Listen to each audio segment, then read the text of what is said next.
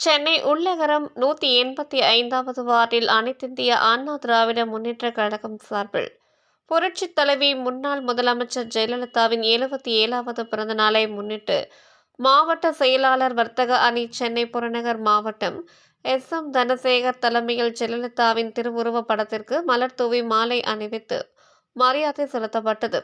இந்த நிகழ்ச்சியில் சிறப்பு விருந்தினராக பகுதி செயலாளர் குமார் கலந்து கொண்டு மலர் தூவி மாலை அணிவித்து ஏழை எளிய மக்களுக்கு பல்வேறு நலத்திட்ட உதவிகளும் 200 பேருக்கு காலை சிற்றுண்டியும் வழங்கப்பட்டது. இந்த நிகழ்ச்சியில் 186வது வட்ட செயலாளர் டெல்லி பாபு மற்றும் கட்சி நிர்வாகிகள், பொதுமக்கள் என ஏராளமானவர்கள் கலந்து கொண்டு இந்த பிறந்தநாள் விழாவில் மிக சிறப்பாக கொண்டாடினார்கள். சென்னை செய்தியாளர் சத்யா.